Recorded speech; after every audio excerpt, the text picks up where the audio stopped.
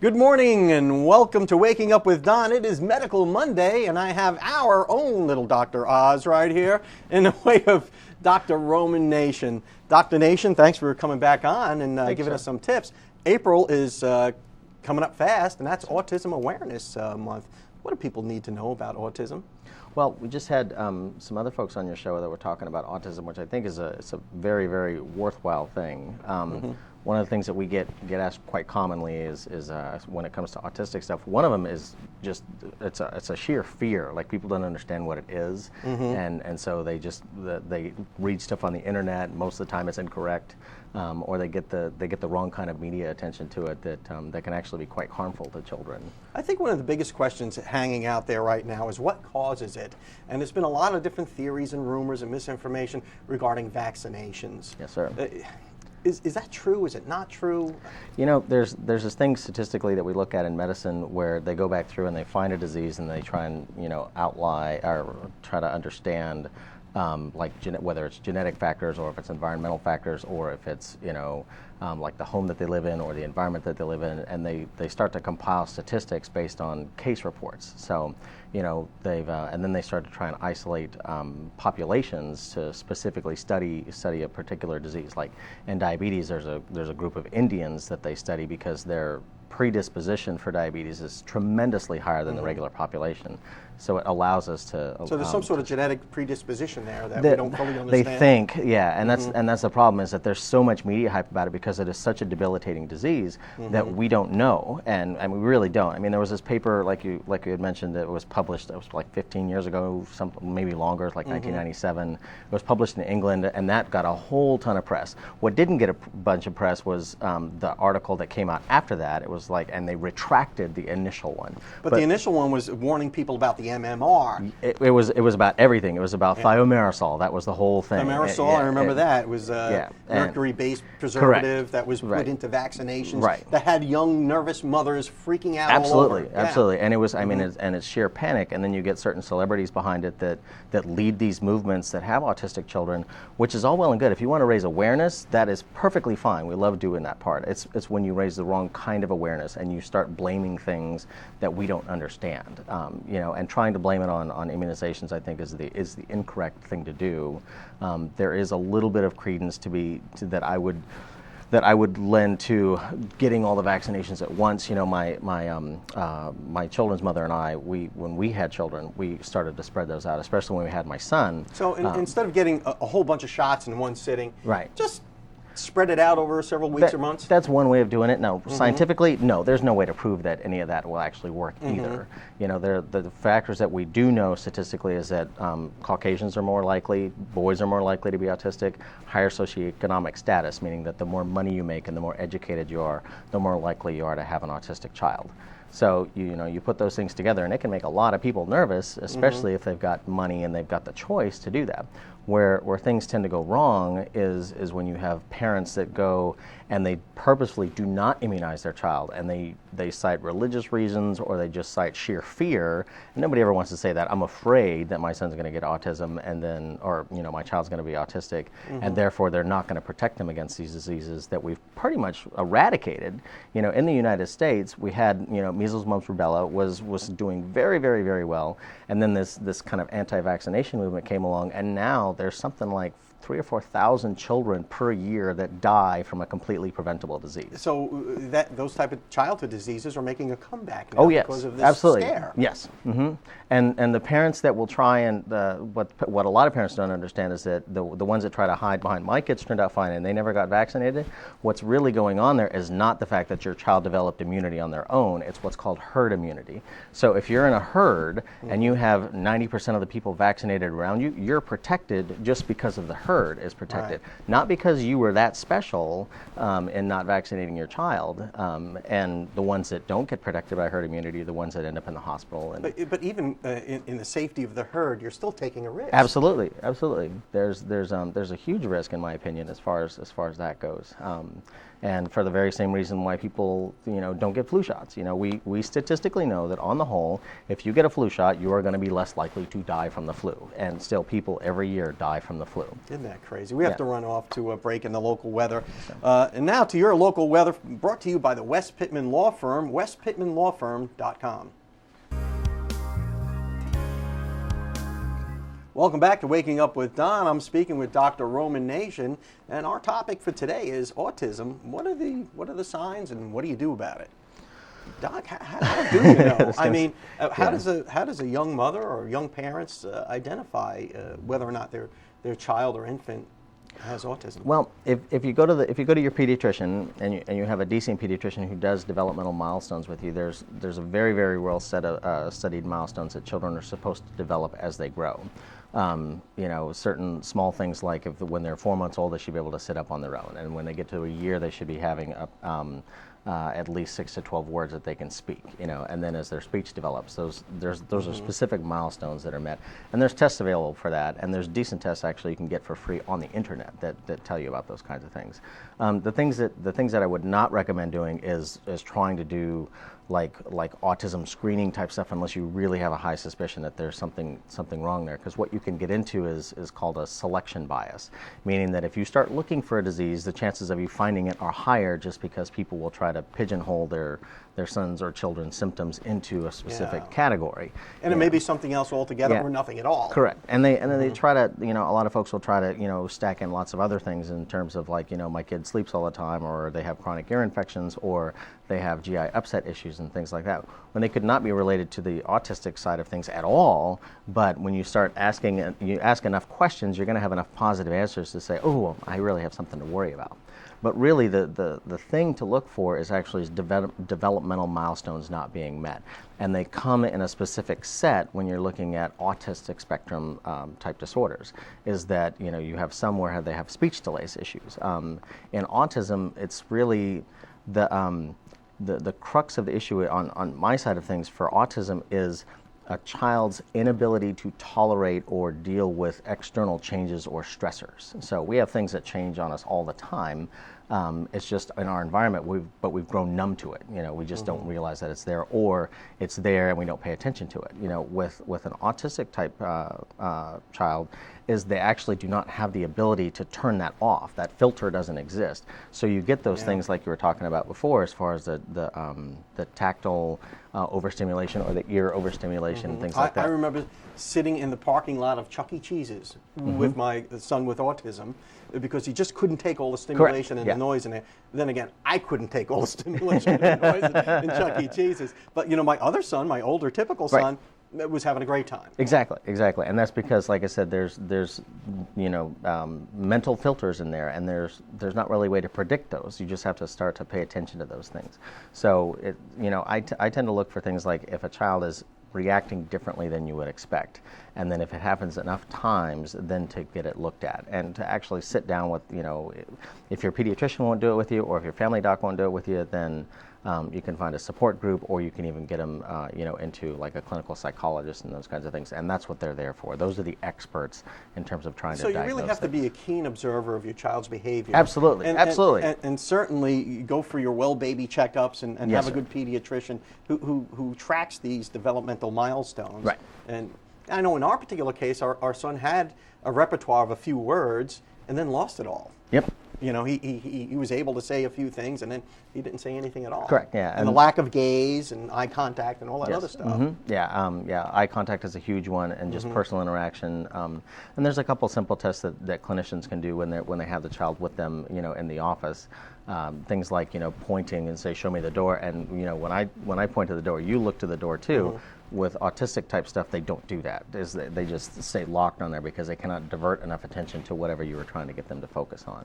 But I mean, there's a whole host of different little tests and things that you can do for that to get that stuff identified. What can parents do to mitigate the symptoms of autism? I mean, if you have an autistic child, what do you do from there? You get diagnosed, you find out that this kid has something.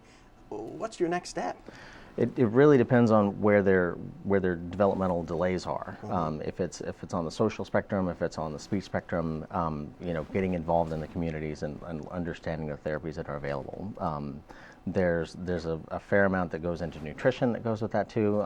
There's a fair amount of stuff that goes into nutrition with lots of childhood disorders, including not just obesity, but attention deficit disorder and sleep disorders and reading disabilities and things like that based on what you're actually feeding the child. So nutrition, behavioral type therapies, Correct. all the above. And you can really go overboard with it when you have an overly nervous parent, and for good reason. It's a devastating disease, but it's really just trying to find the areas that have the weakest spots and then addressing those individually rather than trying to just do this whole blanket type therapy thing that says, well, I have to do all of these things to get my child to do better.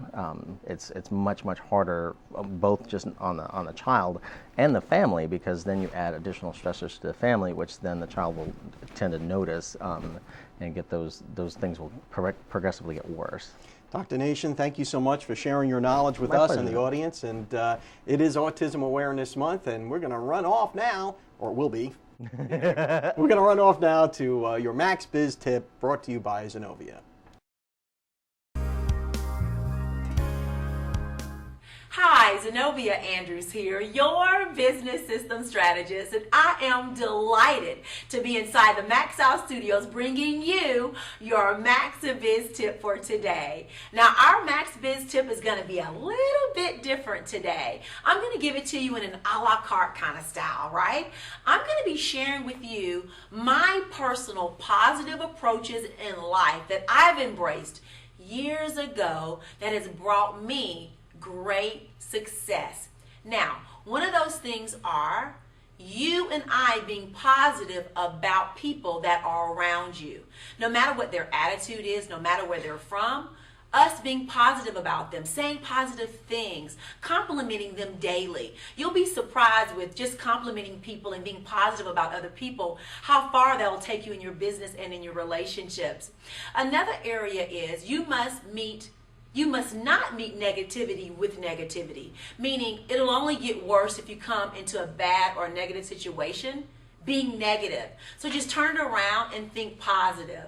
Another thing that I use is I always try to go the extra mile for other people. So you see, I keep talking about other people. Listen, in business, in life, in relationships, it's just not about you. You and I are not on an island all by ourselves.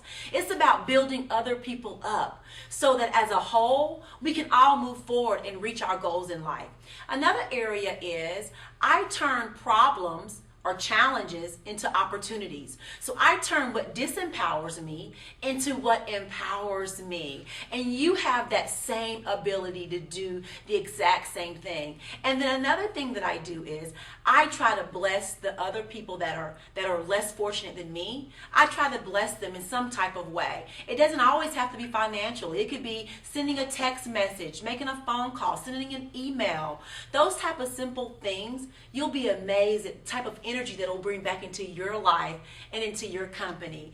Listen, I'm Zenobia Andrews, your business system strategist, and I am here to support you. You can find me if you need further help at www.zenobiaandrews.com. And listen, if you follow me on social media, I'll definitely follow you back. And let's continue to press towards the max. Welcome back to the show. I have Ann Roney here in the studio. She's from Mid-South Lumber, and they have a very special event coming up that she's going to tell us about. Welcome to the show, Ann. Hey, good morning. Now, you're the event coordinator for what's the name of the event now? Chick Days. Chick Days. Mm-hmm. We're talking about little chicks, right? Little baby chicks. Not like chicks on the beach. It's a whole different deal. Okay. So, and what's the purpose of Chick Days? Well, we try to do something once or twice a year for the community. It's a free family event. Mm-hmm. Lots of things that are just absolutely free, no cost to the families that come out. Lots of activities. Also education on raising baby chicks and bunnies, mm-hmm. and we'll have all those for sale. So it's really like a family and customer appreciation day that Mid-South Lumber does. Right. Now, where's Mid-South Lumber located? Well, our main office is on 11th Street. That's our main contractor sales yard. We sell building materials and lumber and framing packages, things like that. But we have a... Here in Panama City. Right. Mm-hmm. But we have a feed store that opened a few years ago in Youngstown. And it's just a small community up there, so... that's our best avenue of trying to bring the local community together. And So that's where Chick Days is going to That happen, is. up in Youngstown? Oh, Yeah. Okay, and where is it located in Youngstown? 12904 Highway 231 in Youngstown. It's right there on 231. Now, we got a little time till the event. That's April what? Saturday, April 19th. Okay, From so- 8 to 3 p.m. Okay, and what's going to happen there? If I were to go up there on Saturday at 8, 9 o'clock in the morning, whatever, what's going on? Yeah, there's a bouncy house, there's face painting, all kinds of games and activities for the kids, and Easter egg coloring, and live music, food vendors, arts and craft vendors, direct sales vendors, pony rides, train rides, door prize drawings. There's stuff going on all day long. Do I have to live in Youngstown to go there, or could I No. drive up from Panama City? Absolutely. If I We've wanted had to? people come as far as from Tallahassee, and Oh, wow. actually we had a customer come from Tampa that saw it on our Facebook page last year that she drove up here for it. No way. Yeah, and her and her kids, yeah. That sounds like a lot of fun. Now, and Youngstown's one of those communities, it's a little smaller, I suppose. Yeah. But you guys have a presence there, and I suppose Mid-South Lumber considers themselves a good citizen in the community, don't they? Oh, yeah, we try to do everything we can to help the local community and 4-H members and bring more education for the little farming community that it is up there. Yeah, and it sounds like such a neat place, too.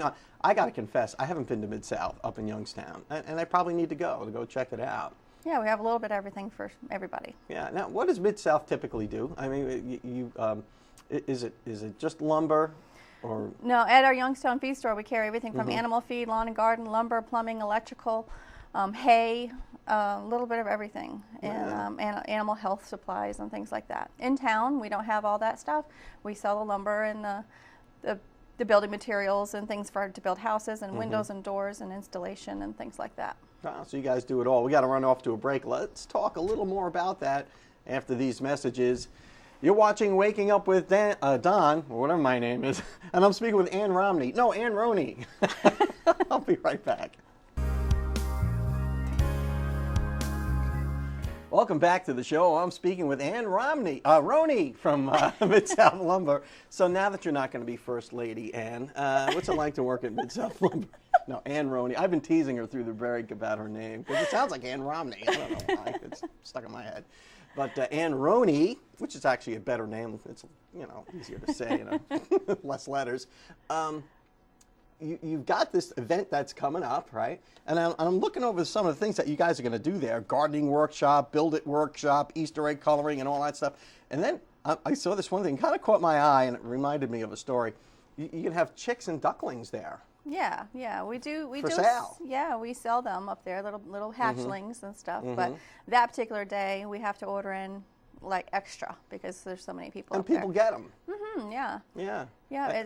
It's really educational. I mean, to start your kids raising a little chicken or something like that, and then 6 months down the road, you have eggs. Yeah, if you live in an area where you can do that, Absolutely. and then up in Youngstown, which is a farming community, naturally people can, it makes a great little gift for kids too, to kind of raise something and have that responsibility of. Yeah, and we send everybody home with instructions too. Yeah. So they don't. Oh, good. The death of the chicken. We don't want that. No, so. we can't have that.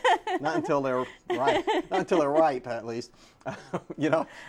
I told you a little story that I'll share with you guys. My wife got a duckling one year for Easter. We grew up in New York City, so ducklings turn into ducks. And what do you do with a duck? You give it to Uncle Johnny, and he eats it, and that's what happens. So, but these ducklings and chicks, particularly the chicks, will be egg layers, I suppose. They at are some egg point. layers. So, Yeah, that's mostly what we order in. We also order in the fancy chickens like the silkies and things like that. So. Yeah, and it sounds so cool. Now, you're going to have a variety of vendors there, too. Who are some of the people you're going to have there? We've got everything from a local guy that builds rabbit cages to Scentsy, and we have Farmish Market produce. I don't know what Scentsy is. What is that? Scentsy, it's like the wax melts that smell your house, so you don't have to burn a candle. It's a lot safer. Oh, that's kind of cool. And we got jewelry vendors and woodworking vendors and everything like that. So it's not just going to be Mid-South out there. There's going to be a whole bunch of other people. Part Animal Rescue, they're going to be doing pictures with the Easter Bunny, so come out and support them. All right, that's actually a worthy cause. Yeah. Horse rescue. Hidden wood Springs crafts. Horse Rescue is going to have a fundraising booth up there. Do horses really need to be rescued? I guess There are a lot of them. I guess there are horse owners out there that aren't really responsible, are There there? are a lot, yeah. Just like there are pet owners that are irresponsible, I suppose. Exactly. And it's really sad, too, because, they're big, smart animals that need a lot of care and feeding, and it's And they just great. want lovin's. Well, it's great. Yeah, and it's great that Mid-South Lumber's giving them a forum, to get the community involved to help these animals out. Well, I wish you guys a lot of luck with this. Now, the event again is, and I'm reading because I'm not that smart, is Saturday, April 19th at Mid-South Lumber Hardware and Feed Store up on Highway 231 in Youngstown. Right. And you're going to be there, right? Absolutely. Okay, so you look for the coordinator there. For every little question you have, make sure to bother Ann Roney with that, okay? Thanks. Fair enough. Yeah, thanks, I think. Wait till the camera stops rolling, she'll tell me what. And thanks a lot for coming on the show. Thank And you. good luck with your event. Thank you. And I look forward to seeing you up I there. appreciate it. You've been watching Waking Up with Don, and I'll see you next time.